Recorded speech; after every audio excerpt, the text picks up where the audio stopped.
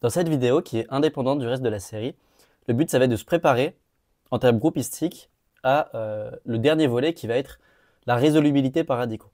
Donc on avait vu dans la première partie que les sous-extensions d'une certaine extension, c'était très lié au groupe de Galois de l'extension.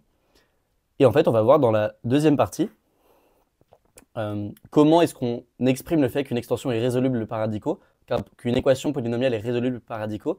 Et en fait, ça passe par toute cette théorie des groupes dérivés qu'on va du coup développer dans cette vidéo. Donc c'est une vidéo qui est complètement indépendante des deux autres séries, des deux autres volets. Il n'y a pas besoin de connaître la théorie de Galois pour la faire.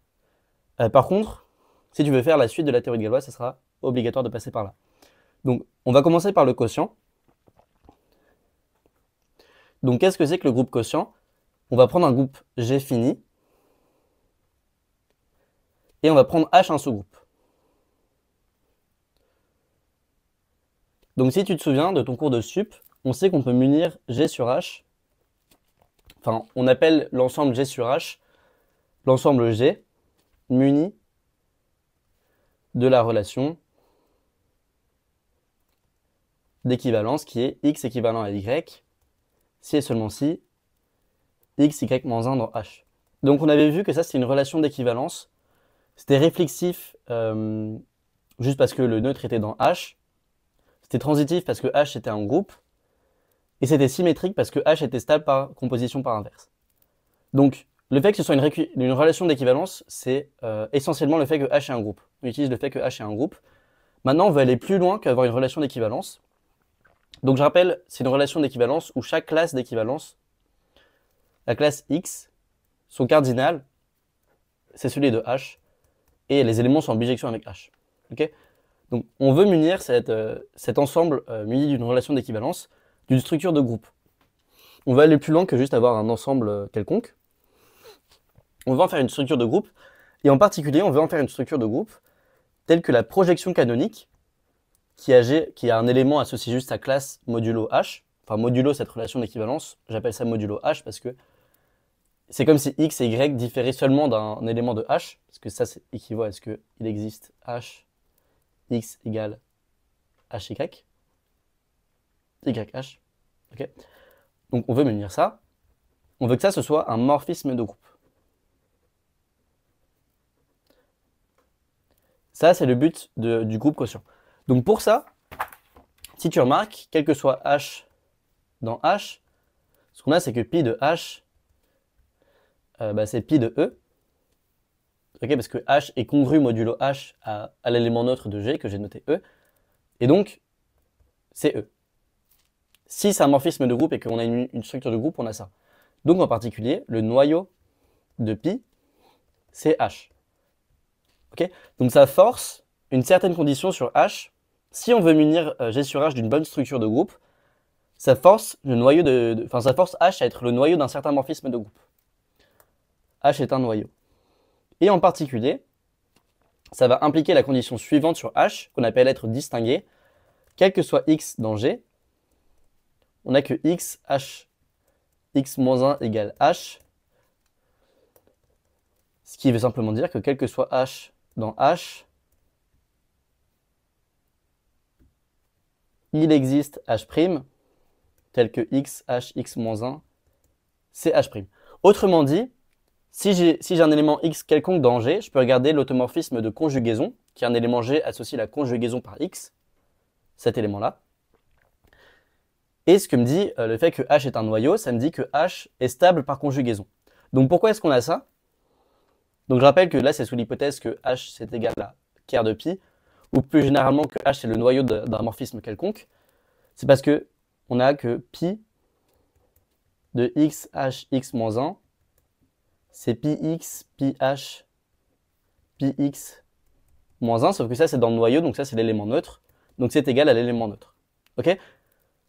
Donc comme pi de cette chose c'est l'élément neutre, c'est que cette chose est dans le noyau, sauf que le noyau c'est H, et donc on a la condition ici qu'on appelle la condition d'être un groupe distingué, on appelle ça aussi d'être un groupe normal.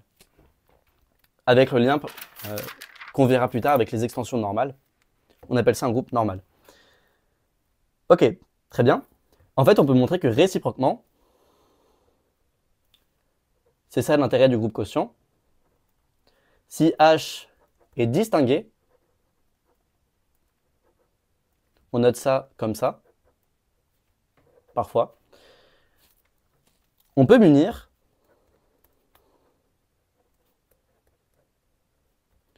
cet ensemble d'une structure de groupe qui rend pi un morphisme.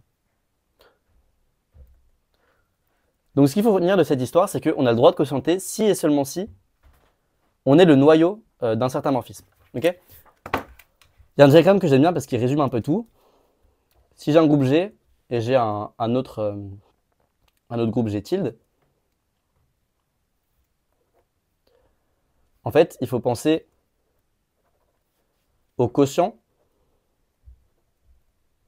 comme des images de morphisme et aux sous-groupes distingués comme des noyaux.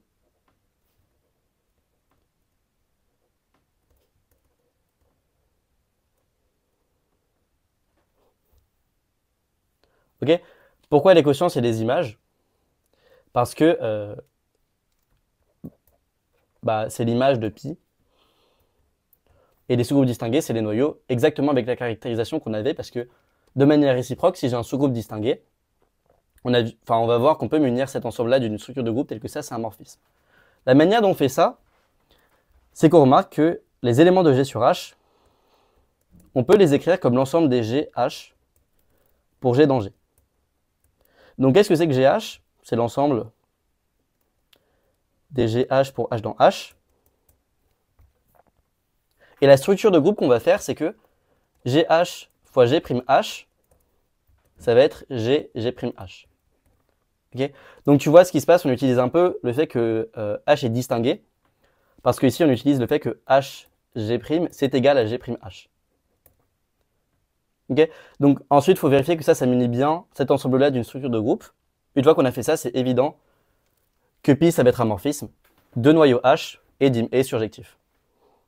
Ok, la propriété la plus importante du groupe quotient, c'est pas vraiment comment on le construit, c'est comment on l'utilise. Donc ça, c'est ce qu'on va voir rapidement. Le truc important à voir, c'est que si j'ai phi de G dans G tilde quelconque, alors on a un isomorphisme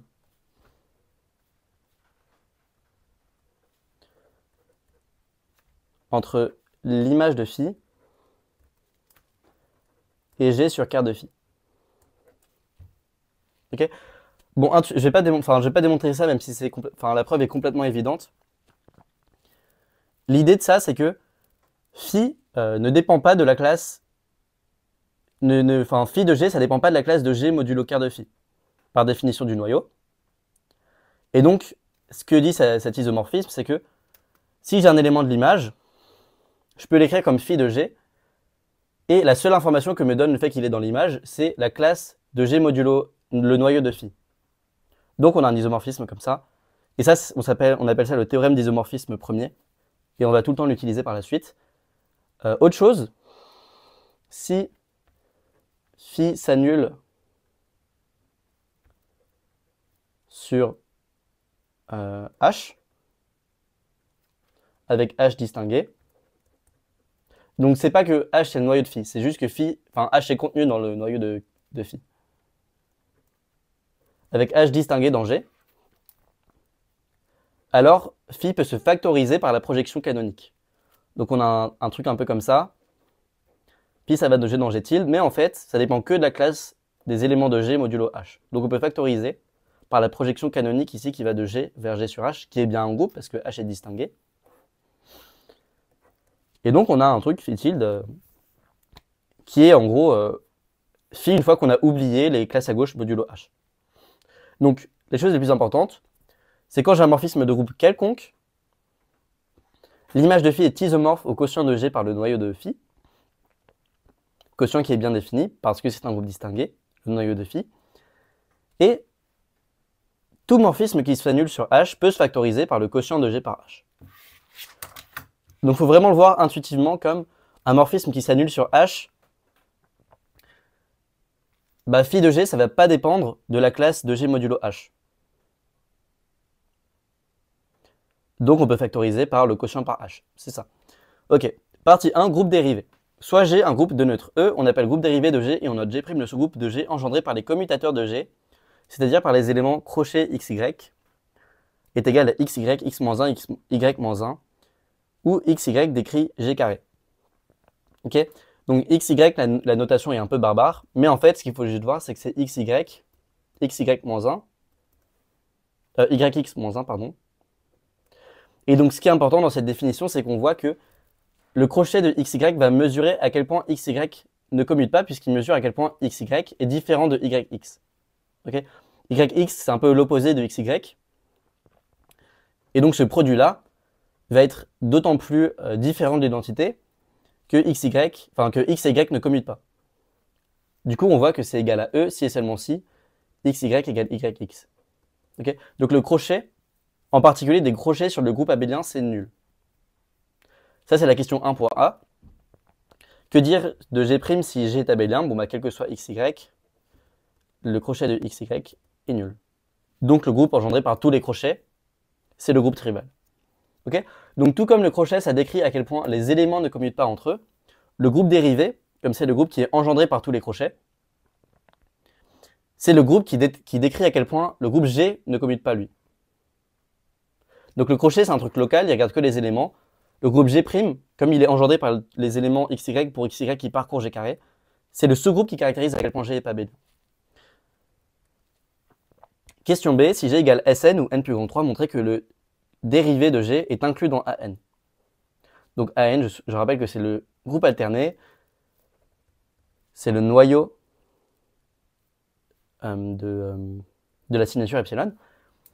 Et là, on va remarquer un truc qu'on va utiliser tout le temps par la suite, c'est que les morphismes commutent au crochet. Donc ça, c'est le crochet de epsilon, de epsilon x par epsilon y. Et ça, c'est juste égal à 1. Pourquoi? Parce que la signature est à valeur dans un groupe abélien, qui est R plus étoile. La signature, c'est à valeur dans plus ou moins 1. Donc, epsilon x, epsilon y, les deux commutent, et ça fait 1. Okay. Le fait que ça commute au crochet, c'est juste la définition. Il n'y a rien de plus là-dessus. Okay. Petit c, calculer le groupe dérivé de G si G égale S3. Donc on a G égale S3. Donc on a G' inclus dans A3. Sauf que là, on sait que A3, il est de cardinal 3, donc c'est un groupe cyclique. Donc on a soit G' égale E ou G' égale A3. En fait, on va remarquer qu'on ne peut pas avoir ça, c'est pas possible.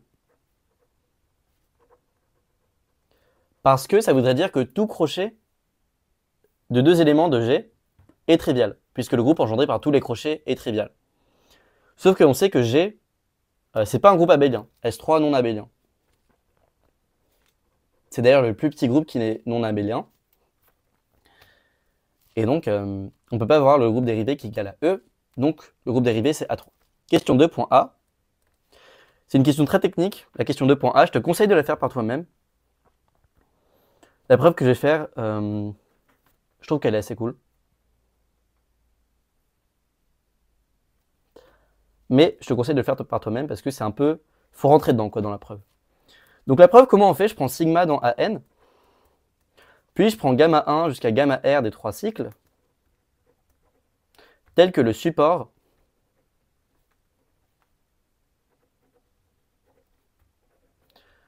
de gamma R jusqu'à gamma 1 sigma et de cardinal minimal.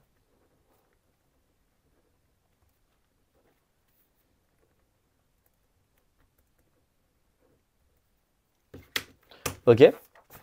Maintenant, on va faire une disjonction de cas, dont on veut montrer bien sûr que le support, le cardinal du support de gamma R jusqu'à gamma 1 sigma, il est égal à 0, c'est-à-dire que c'est l'identité. Donc ça, on sera très content. Si c'est pas 0, ça peut pas être 1, parce qu'une permutation ne peut pas avoir un seul point qui n'est pas point fixe. Donc ça, c'est pas possible. Ça peut pas être 2. Pourquoi? Parce que ça, c'est un élément de AN. Et une permutation, telle que son support est de cardinal 2, c'est forcément une transposition. Parce que si son support, c'est le couple I et J, ça doit forcément envoyer I sur J et J sur I. Ok? Pas possible. Donc c'est au moins plus grand que 3.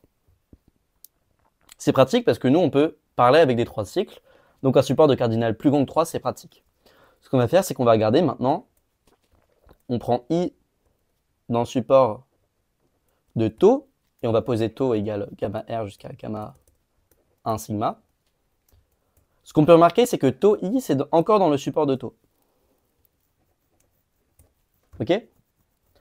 Parce que le fait que si on avait taux de taux I égale I, comme taux est égal taux I, pardon, comme taux est inversible, on n'aurait que taux I égale I, et ça, c'est pas possible. Donc taux I, c'est encore un élément dans le support. Très bien. Maintenant, je vais prendre K, qui va être différent de I et de taux I, mais K dans le support de taux. J'ai le droit parce que le support de taux est de cardinal plus grand que 3. Ce qu'on remarque maintenant, c'est que si je regarde le 3 cycles taux I, IK, et que je regarde taux, son support, il va être inclus dans le support de taux. Alors pourquoi le support est inclus dans le support de taux? Parce que si je prends un élément qui n'est pas dans le support de taux, il est fixe par taux. Donc quand j'évalue dans cette permutation, ici ça change rien. Ici ça change rien non plus parce que j'agis que sur des éléments qui sont dans le support de taux. Taux I et K, ils sont tous les trois dans le support de taux. Donc si j'ai un élément qui n'est pas dans le support, toute cette permutation laisse invariant l'élément. Donc on a cette inclusion ici. D'ailleurs, de manière générale, quand j'ai la composée de deux permutations, le support de la composée est inclus dans l'union des supports. Ici, comme le support de ça, c'est inclus dans le support de ça, on est bon. Ok? Mais I n'appartient pas au support de taux I, IK, taux. Et c'est absurde. C'est absurde parce qu'on a construit une permutation qui était encore composée avec des trois cycles et de supports strictement plus petits. Donc pourquoi I c'est pas dans le support? Parce que si j'évalue en I, ça me fait taux I, mais taux I il est envoyé sur I par ce 3 cycles. Ok? Donc ce qu'on a fait dans la preuve, c'est qu'on a dit, bon bah un élément de AN, si j'envoie des 3 cycles pour qu'il soit de support minimal, le support est au moins plus grand que 3, et à partir de là, je peux construire un 3 cycles pour ramener un élément sur son antécédent. Ok? Donc moralité, AN est engendré par les 3 cycles. Question B, si n plus grand que 5, montrer que tout 3 cycles est dans AN'. Donc là, on va faire une preuve assez jolie, qui part d'un précepte assez important en théorie des groupes, enfin en théorie du groupe symétrique. C'est que le groupe symétrique, on ne veut jamais calculer des produits de permutation, ce qu'on veut calculer, c'est des conjugaisons. Je rappelle cette formule que tu es censé peut-être connaître, je ne sais pas s'il y a des programmes. Sigma, sigma moins 1 de ça, c'est égal à sigma x1, sigma xr. Ok? Donc, quand je conjugue un cycle, ça ne change pas le fait que c'est un cycle, et ça ne change pas le type cyclique. C'est-à-dire que si le cycle il est de longueur R, le cycle à l'arrivée sera de longueur R. Ce que tu peux remarquer, c'est que le cycle, c'est comme s'il avait changé de coordonnées. Au lieu de s'exprimer dans les coordonnées x1 jusqu'à xr, il s'exprime dans les coordonnées sigma de x1 jusqu'à sigma de xr. Ça, c'est une philosophie, c'est le bon point de vue à avoir pour la conjugaison de manière générale. Je ne sais pas si tu as vu le chapitre sur les matrices encore, mais si tu as vu le chapitre sur les matrices, tu sais que quand tu as une matrice P, M, pardon, et que tu regardes MP-1P, c'est juste la matrice M exprimée dans la base transformée par P. Donc, c'est juste une autre écriture de M dans une autre base. Ça, c'est vraiment le bon point de vue à avoir sur les groupes distingués. C'est des groupes qui sont invariants par changement de point de vue. Un groupe distingué, c'est un peu un groupe qui garde l'essence même des éléments. C'est-à-dire que si, par exemple, il a la permutation tau, comme la permutation sigma, tau, sigma, comme la conjugaison de tau par sigma, c'est une permutation qui ressemble beaucoup à tau, un sous-groupe distingué, ça va être un sous-groupe qui va garder toutes les permutations de ce type-là. Et c'est vraiment la bonne mentalité. Par exemple, AN, c'est l'ensemble des éléments qui sont de signature 1. C'est très invariant par changement de point de vue. Donc c'est un groupe distingué. D'ailleurs, petit aparté, le quotient de Sn par An, c'est Z sur 2Z, si on veut calculer des quotients. Voilà.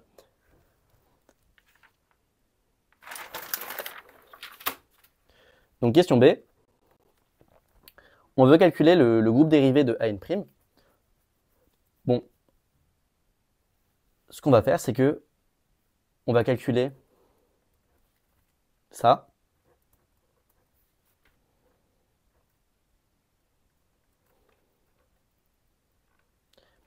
Et j'expliquerai ensuite pourquoi on calcule ça. En fait, ça, tu peux faire le calcul toi-même. Enfin, en fait, ce qui se passe, c'est que là, on conjugue 1, 3, 2 par 1, 2. En fait, je vais conjuguer par 2, 3 ici. Donc, c'est 1, 2, 3 fois 1, 2, 3. D'après la formule d'avant. Et ça, c'est 1, 3, 2. Ok, donc on est content. Là, c'est un commutateur, parce que ça, c'est l'inverse de 1, 2, 3. Et on a récupéré un 3 cycles avec un commutateur. Ok, petit problème, ça, c'est pas dans AN. Et c'est là où on va utiliser le fait que n est plus grand que 5. Je vais rajouter une deuxième transposition. Maintenant, on est bien dans AN. Ça ne change rien au calcul parce que les transpositions 4, 5 ici, elles vont commuter avec tout le monde. Parce que quand tu as deux permutations qui sont de support disjoint, elles vont commuter. Ces deux permutations-là, elles v'ont commuter, elles vont ramener l'une contre l'autre, elles vont s'annuler. Et on trouve le même résultat, ce qui montre que 1, 3, 2 est dans AN'. C'est pas compliqué de voir que par l'exact même calcul, juste tu changes les indices, pardon, on peut avoir n'importe quel 3 cycles dans le groupe dérivé de AN. Et ce qui donne gratuitement la question C, qui est que AN', c'est AN pour n plus grand que 5. Pourquoi c'est AN? Parce qu'on sait que AN c'est engendré par les 3 cycles, et pour n plus grand que 5, tous les 3 cycles sont dans le groupe dérivé de AN. Donc ça ne va pas être vrai pour n plus grand que 4. Ce qui montre que l'astuce qu'on a faite ici, c'est un petit peu un miracle qui est un peu spécifique au cas n plus grand que 5. La question 3, on veut calculer le groupe dérivé de GLN de K pour K un corps quelconque, et n un entier plus grand que 2. Donc ce que je rappelle, c'est que SLN, c'est engendré par les transvections.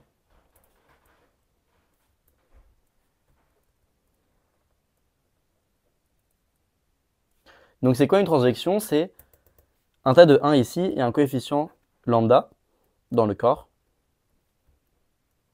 Si le coefficient lambda est à la ligne I et à la ligne J, avec I différent de J, on ne veut pas que ce soit un coefficient diagonal, on appelle ça TIJ. Okay, donc TIJ, c'est mieux de le voir un peu géométriquement, c'est-à-dire de voir comment il va agir avec les autres matrices de GLN ou de Mn de K, plutôt que de le voir comme une matrice. Donc comment est-ce que TIJ agit? En fait, tu peux calculer toi-même le produit matriciel de M par TIJ. Donc ce que multiplier par TIJ fait, c'est que ça prend la colonne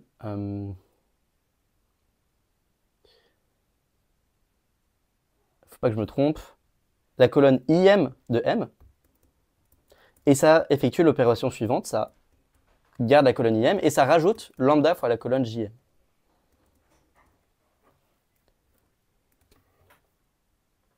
Ok? Donc, ce qu'on retient, c'est que multiplier par des transvections, c'est la même chose que translater avec un coefficient lambda des colonnes. Et pareil, si je multiplie cette fois à gauche par TIJ, tu peux le voir avec la matrice transposée, ça va être M, sauf qu'on a fait des opérations sur les lignes essentiellement les mêmes. Donc ce que ça veut dire, c'est que le groupe engendré par les transvections de SLN, c'est un groupe où en gros tu as le droit de faire des translations selon les lignes et les colonnes. Et par essentiellement la même preuve que le pivot de Gauss, tu peux montrer que ce groupe-là, c'est tout SLN. Donc je ne le prouve pas, mais on a que SLN de K, c'est engendré par les transvections, et donc que si on veut montrer que le groupe dérivé de GLN, c'est tout SLN, on a juste à montrer que les transvections sont dans le groupe dérivé de GLN. Okay, la raison pour laquelle on a GLN de K inclus dans SLN de K, c'est exactement la même que le fait que le groupe dérivé le groupe dérivé de SN soit inclus dans AN. C'est parce que le déterminant sa valeur dans un groupe abélien, et donc on a det de crochet XY égale 1. Okay, donc tout commutateur est dans SLN, et donc le groupe engendré est dans SLN de K. Okay, donc ce qu'on peut remarquer maintenant, c'est que TIJ, si je mets ça au carré, TIJ de lambda, parce que le coefficient c'est lambda, c'est TIJ de 2 lambda. Donc soit tu fais calcul pour remarquer ça, ou soit tu dis que qu'est-ce que c'est que multiplier à droite une matrice de Mn de C par TIJ carré? C'est translater la colonne IM jusqu'à la JM avec un coefficient lambda, sauf que tu le fais 2 fois. Et donc si tu fais 2 fois, c'est comme si tu translatais en multipliant par 2 lambda. Et donc on a cette égalité en regardant ce qui se passe sur l'identité. Et ce qui est cool avec cette identité, c'est qu'on voit que si lambda différent de 0 et 2 lambda différent de 0, alors TIJ carré s'écrit comme PTIJ P-1. Okay, avec le bon point de vue, deux transvections avec un coefficient non nul, elles font exactement la même opération. Ça, en gros, ce qui se passe, c'est qu'on regarde la base des colonnes de Mn de C. Donc, ce que fait TIJ, c'est que ça ramène ça sur E1 jusqu'à EJ plus lambda EI jusqu'à EN. Et donc, si on change EI en 2EI, eh ben, on montre que avec le bon changement de base, on arrive à la matrice TIJ carré. Ok. Tu peux faire le calcul toi-même en conjuguant. Du coup, ce que ça revient à faire, c'est de conjuguer TIJ par la matrice diagonale avec que des 1 et un coefficient 2 ici ou quelque chose dans le genre. Ok. Donc ce qui apparaît ici et qui est un peu embêtant pour le cas où le corps K est égal à F2, c'est que si cette condition-là n'est pas réalisée, c'est un peu relou. Parce qu'on n'a plus cette égalité-là. Donc en caractéristique 2, la preuve est un peu différente. Je ne vais pas la faire ici. Mais dans le cas général, ce qu'on a montré, c'est que comme TIJ était semblable à son carré, on a que TIJ, ça peut s'écrire comme TIJ, PTIJ moins 1, P moins 1. Et donc on l'a écrit comme un crochet, le crochet de TIJ moins 1 par P. Ok. Et donc ça conclut, le groupe dérivé de GLN, c'est SLN. Question 4.A, montrer que G' est stable par tout automorphisme de G, donc en particulier distingué dans G. Bon bah je prends phi à un automorphisme. Donc un automorphisme, c'est un morphisme de groupe bijectif. Sa réciproque est automatiquement un morphisme de groupe. Ce que j'ai, c'est que, comme on l'avait vu tout à l'heure, le phi de xy, c'est phi x, phi y dans G'. Donc phi stabilise, enfin phi envoie les commutateurs sur G', et donc phi envoie le groupe engendré par les commutateurs sur G'. Donc phi de G' à inclus dans G'. Ok.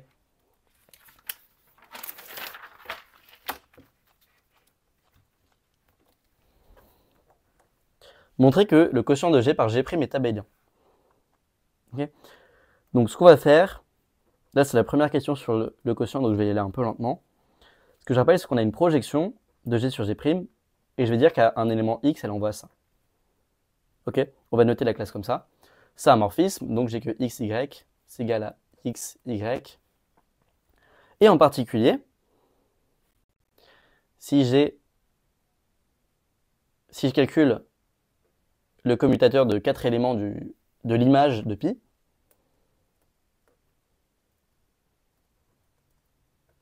ça c'est égal à la classe de XY, X-1, Y-1, sauf que ça c'est dans G'. Donc c'est 0. Et donc ces éléments commutent.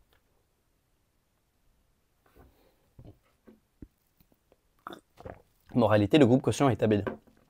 Ok.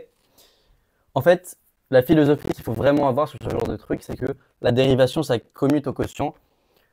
Donc G sur G'. Ce qu'il faut voir, évidemment, c'est un peu bancal ce que j'écris, mais c'est que c'est G' sur G'.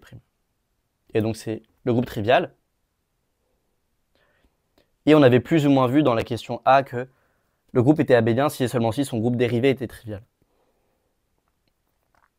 Ok. Plus généralement, ce qu'il faut voir, c'est que quand on calcule ça, c'est à peu près G' sur H. Question C.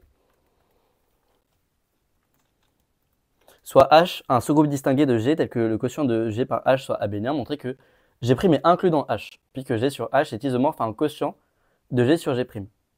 Ainsi, G sur G' est le plus grand quotient abélien de G. Ok.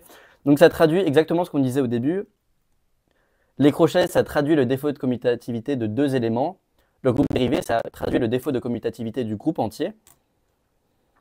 Et donc c'est logique que quand on quotiente par le groupe distingué, on retrouve quelque chose d'abélien. Okay, parce qu'on oublie ce qui n'est pas abélien dans le groupe. C'est un peu ça l'idée. Donc, montrer que G' est inclus dans H. Donc là, on va utiliser le truc à l'envers. Soit XY dans G. Ce qu'on a, c'est que... Donc on a encore un morphisme pi de G vers G sur H, que je vais encore noter G associe G bar. Ce qu'on a, c'est que X bar, Y bar, X-1 bar, Y-1 bar, c'est E. Parce que le groupe est abélien. Donc ce que j'ai, c'est que XY, X-1, Y-1 bar, c'est E.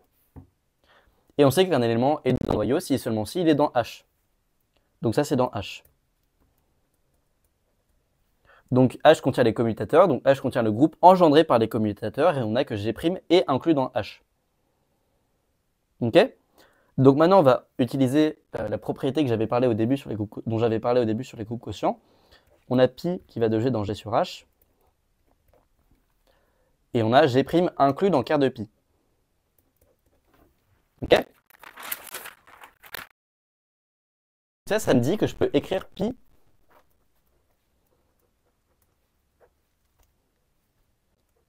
je vais appeler pi tilde la projection de G vers G sur G'. Et j'ai un truc comme ça. J'ai pi égale phi rond pi tilde avec phi de G sur G' dans G sur H. Phi est surjective, parce qu'on voit ici que comme pi est surjective, phi est surjective. Et donc, comme on a que im de phi, c'est-à-dire G sur H est isomorphe à G sur G' sur quart de phi, on a le résultat de la question, c'est-à-dire que le quotient G sur H qui était abélien, c'est en fait juste un quotient de G sur G' qui était déjà abélien. Donc on n'a rien créé de nouveau, on a juste pris un quotient d'un groupe abélien. Ok? Donc en une certaine sorte, d'une certaine manière, le quotient de G par G', c'est le meilleur des quotients abéliens. Maintenant, dans la question D, soit phi un morphisme de G dans un groupe abélien A, montrer que le morphisme phi restreint à G' est trivial, et que im de phi est isomorphe à un quotient de G sur G'.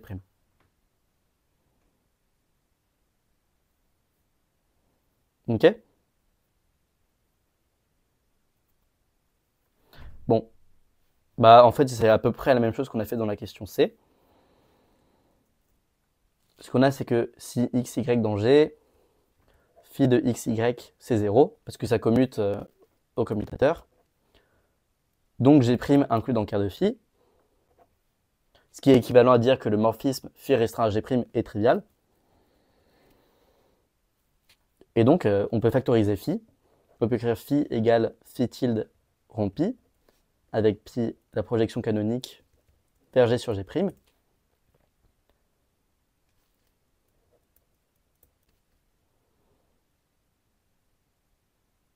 Donc avec phi tilde de G sur G' vers A. Ce qu'on remarque maintenant, c'est que phi tilde est d'image la même image que phi, on le voit avec cette formule, donc on a que im de phi égale im de phi tilde, d'après le premier théorème d'isomorphisme, c'est G sur G' sur quart de phi tilde. Et donc on a que le groupe im de phi est bien isomorphe à un quotient de G sur G'.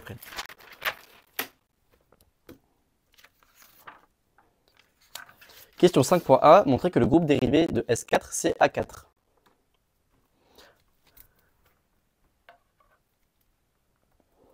Donc d'après la question du début, comme on sait que A4 c'est engendré par les trois cycles, on a juste à montrer que On a juste à montrer que tous trois cycles est dans le groupe dérivé et dans S4'. Et en fait, si on calcule le crochet de 1, 2, 3 par 1, 2, par exactement la même manière qu'on avait fait dans le cas N plus grand que 5, on trouve 1, 2, 3, 1, 2, 3, parce que je rappelle que, par 2, 3, pardon, par la transposition 2, 3, exactement le même calcul qu'on a fait tout à l'heure. La dernière fois, on avait eu à rajouter la deuxième transposition 4, 5, parce que on calcule S4', donc on a le droit de conjuguer par des éléments de S4. C'est 1, 3, 2, et donc de la même manière qu'on avait fait tout à l'heure, on voit qu'on a tous trois cycles dans S4'. Ok, donc S4', c'est égal à A4. Question B. Montrer que la partie V de A4 constituée de l'identité des trois doubles transpositions est un sous-groupe distingué de A4. Le sous-groupe V, qu'on appelle parfois le sous-groupe de Klein, il est cardinal 4. C'est un groupe assez connu parce qu'il est abélien. Il est un peu drôle parce que le produit de deux éléments non nuls, ça fait le troisième élément non nul. Donc non nul, ça veut dire non trivial. En fait, on va montrer, on peut même voir que V il est isomorphe à Z sur 2Z au carré. Donc pour la question B, il faut montrer que c'est un sous-groupe, puis qu'il est distingué. Donc V, qu'est-ce que c'est? C'est E, 1, 2, 3, 4, 1, 3, 2, 4 et 1, 4, 2, 3. Le fait que c'est un sous-groupe, on a juste à calculer 1, 2, 3 et 4 fois 1, 3, 2, 4. Les autres calculs, c'est exactement la même chose. Et ça envoie 1 sur 4. Ça envoie 4 sur 1. Ça envoie 2 sur 3 et ça envoie 3 sur 2. Donc ça fait le deuxième, ça fait l'élément non trivial qui n'est pas dans les deux. C'est ce que je disais au début. Très bien, en particulier c'est dans V. Donc on a bien que c'est un sous-groupe. C'est bien stable par inverse parce que l'inverse d'une double transposition, c'est la double transposition elle-même. Il faut qu'on montre que c'est un sous-groupe distingué. En fait, là, il faut se souvenir d'une propriété que tu as sûrement vue en sup, c'est que le type cyclique, c'est un invariant de la conjugaison. C'est-à-dire que si le type cyclique d'une permutation, donc je rappelle que le type cyclique, c'est le nombre des deux cycles dans la décomposition de la permutation, le nombre de trois cycles, etc. Ça forme une suite qui détermine la classe de la permutation à conjugaison près.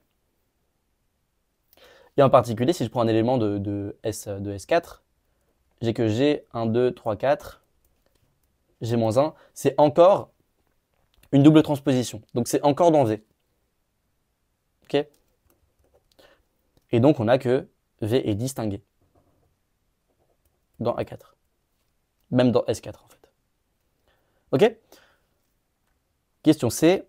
Calculer le groupe dérivé de A4. En fait, on va montrer que le groupe dérivé de A4, c'est V. Ok? Ça va être un tout petit peu technique. Ça, c'est typiquement le genre de truc que j'aimerais bien que tu fasses tout seul. Parce que c'est pas satisfaisant de voir quelqu'un calculer des produits de permutation. En fait, on va calculer le crochet de 1, 2, 3 et de 1, 2, 3, 4. C'est 1, 2, 3. Et ensuite, c'est 1, 3, 2, sauf qu'on conjugue par ça, donc on échange les éléments de la bonne manière avec la formule qu'on avait vue tout à l'heure. Donc c'est 2, 4, 3. Ça envoie 3 sur 4, 4 sur 3,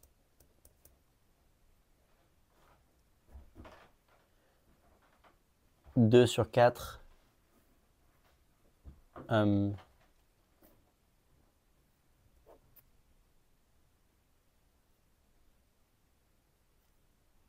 pardon, ça envoie 4 sur 2, 2 sur 4, 1 sur 3 et 3 sur 1. Très bien. Donc, en particulier, on a que cette double transposition-là est dans A4, et dans le groupe dérivé de A4. Et par un même argument, on voit que toutes les doubles transpositions sont dans le groupe dérivé de A4. Maintenant, pour montrer que l'inclusion comme ça va être vraiment un tout petit peu technique, on va calculer les conjugués à la main. Ok? Donc là, on a déjà conjugué plusieurs choses. On a calculé le commutateur, pardon, d'un 3 cycles par une double transposition. Et on sait que dans A4, les seuls types cycliques, c'est les 3 cycles et les doubles transpositions. Tu peux le vérifier toi-même. Et donc, on a juste à calculer. Ah oui, et aussi, on sait que le crochet de 2 doubles transpositions, c'est encore dans V. Parce que V, c'est un groupe, et donc en particulier, quand je prends le commutateur de 2 éléments de V, c'est encore dans V. Donc, je résume. Pour calculer tous les commutateurs dans A4, on a juste à calculer 3 types de choses. Les commutateurs de 3 cycles, ça c'est trivial parce que ça... ah non, il faut encore le faire, pardon. Donc il faut calculer les commutateurs de 3 cycles. Les commutateurs de 1 3 cycles et une double transposition, on sait que ça fait un élément de V. Et le commutateur de 2 doubles transpositions, on sait que c'est encore un élément de V aussi. Ok. Donc maintenant, il faut qu'on calcule un truc du type 1, 2, 3, 1, 2, 4.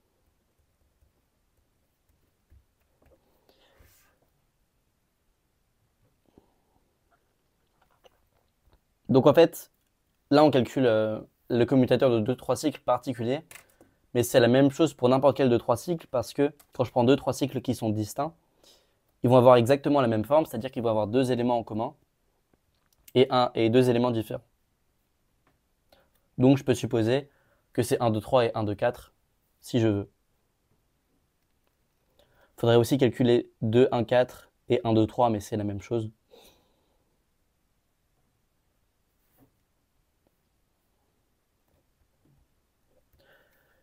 Donc ça c'est 1, 2, 3 multiplié par 1, 3, 2, sauf que je conjugue par 1, 2, 4. Donc 1, 3, 4.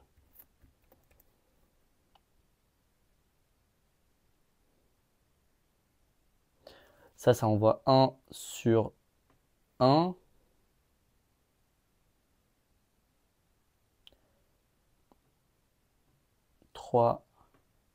Sur 4. 4 sur 2 et 2 sur 3.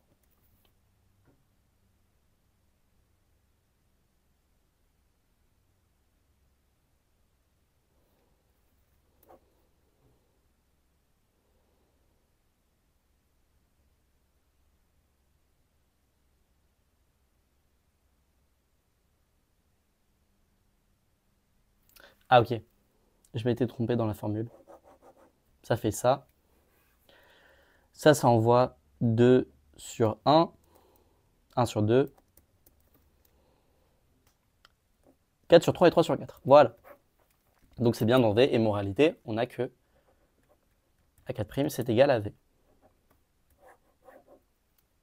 Ok. Partie 2, groupe résoluble. Donc c'est ça qui va vraiment nous intéresser pour ce qu'on va faire dans la théorie de Galois dans 3-4 jours. Soit G un groupe de neutres E, on définit par récurrence la suite de ce groupe GK par G0 égale G, et pour tout n, Gn plus 1 est égal à Gn dérivé. On dit que G est résoluble s'il existe un entier K tel que Gk est égal à E. L'entier R, le minimal, pour lequel Gk est égal à E, est alors appelé indice de résolubilité de G. Question 6.a. Si n est plus grand que 3 et que K est dans n étoiles, calculez Snk. N égale 3, on avait vu qu'on avait S3, puis A3, puis E, parce que ça c'est un groupe abélien. En fait là c'est juste, il n'y a pas de nouvelle information dans la question 6. Pour n égale 4, on a S4, puis A4, puis comme on vient de le calculer, V, et comme V est abélien, on a E. N égale 5, on a S5, on a A5. Comme on l'avait vu dans une question précédente, on a tout le temps que le groupe dérivé de Sn, c'est AN. Et ensuite, on a A5. En fait, n plus grand que 5, de manière générale, c'est Sn, puis AN, puis on recommence. Parce qu'on avait vu que le groupe dérivé de AN, c'était AN quand n était plus grand que 5. Donc question B, quand est-ce que le groupe Sn est résoluble? C'est n plus grand que 4. Okay, et ça, c'est exactement lié au fait que on a des formules pour résoudre une équation polynomiale de degré 3. Elle est un peu moche. On a une formule pour les polynômes de degré 4. Elle est très moche. Et on n'a pas de formule pour les polynômes de degré plus grand que 5. Ok? Question 7, c'est une question rigolote, mais comme elle n'est pas du tout liée à la suite du sujet, je ne vais pas la traiter. En fait, c'est pas très surprenant. Donc, on regarde K encore, on regarde N un entier plus grand que 3, et on regarde Tn+, le groupe des matrices triangulaires supérieures inversibles. Il faut qu'on montre que Tn+, est résoluble. Donc, ça ressemble un peu au fait que tu as des matrices nilpotentes, tu as N1 jusqu'à N, enfin, tu as plein de matrices nilpotentes, leur produit va être nul à partir d'un certain rang. Ça ressemble un peu à ça. Question 8.A. Soit H un sous-groupe de G, vérifie que si G est résoluble, alors H l'est aussi. Si de plus H est distingué dans G, vérifiez que le quotient de G par H est résoluble.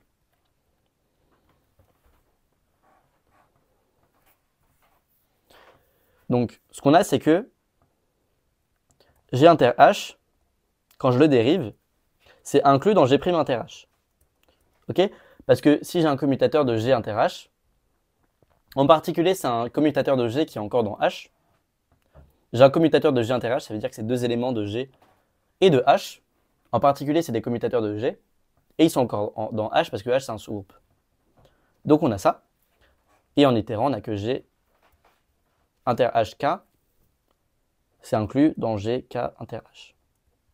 Ça, c'est égal E pour K assez grand, donc ça, c'est égal à E pour K assez grand. Ok? Si de plus, H est distingué dans G, vérifie que le quotient de G par H est résoluble. Pour cette question, ce qu'on a envie de dire, c'est que le groupe dérivé de G sur H, on a envie d'y penser comme G' sur H.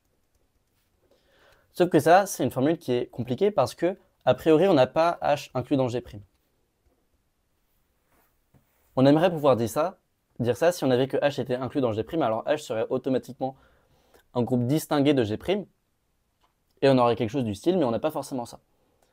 Donc ce qu'on va faire, c'est qu'on va dire, bon bah, au pire, quitte à restreindre H et à considérer H inter G', on voit que ce qu'on fait là, ça agrandit le groupe G sur H. En fait, on a une injection de G sur H dans G sur H inter G'.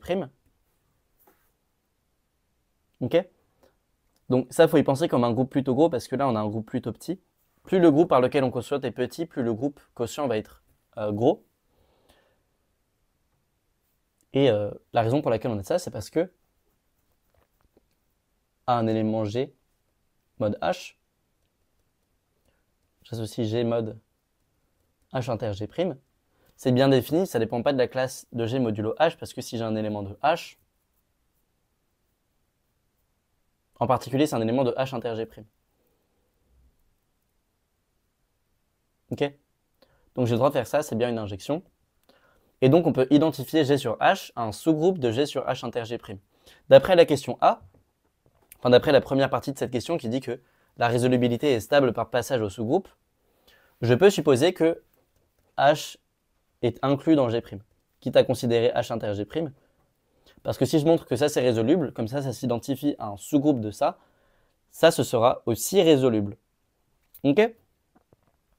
Donc si j'ai H inclus dans G', cette fois on a que le groupe dérivé de G sur H est inclus dans ça. Ok? Parce que les commutateurs de G sur H, comme ça commute avec le morphisme de passage au quotient, c'est des commutateurs quotientés par H. Donc ça c'est une vraie inclusion cette fois. On a le droit de parler de ce groupe-là et on a bien cette inclusion-là, qui est un sous-groupe par ailleurs de G sur H. Okay. Et ce qu'on remarque, c'est que si on fait une construction par récurrence, on a que ça c'est inclus dans ça. Si on fait une récurrence sur l'indice de résolubilité de G, on voit que ça c'est un truc que G' c'est résoluble d'indice R-1. Donc ça c'est résoluble. Et donc ça aussi c'est résoluble. Voilà. Ok? Donc, cette question-là, elle était un peu technique, mais l'idée, c'est juste que G sur H', moralement, c'est G' sur H. Ok, question B. Pour la question 8.B, ce qu'on va faire un peu comme dans la question 8.A, on a envie de considérer... Ce qu'on a envie de faire, c'est dire G sur HK, ça ressemble à GK sur H. Donc, si on a que G sur HK, pour un certain cas, c'est le groupe trivial. Ça veut dire que pour un certain cas, GK va être inclus dans H. Et à ce moment-là, on a gagné parce que GK, c'est inclus dans un groupe résoluble. Donc, c'est résoluble. Donc, G est résoluble. Okay, donc, on va faire un peu la même astuce, un peu nulle que dans la question 8.A, mais c'est ça l'essence du truc. C'est je dérive à cette fois pour que GK soit inclus dans H, et comme H est résoluble, j'ai gagné. Donc, on va faire la même chose. On va considérer H inter G'. Donc, ce qu'on a, c'est que on a que G sur H inter G', c'est égal à G' sur H inter G'. Et donc là, ce qu'on peut faire, c'est une construction par récurrence. Ce truc-là, c'est résoluble avec un degré strictement plus petit que celui de G sur H. Ok.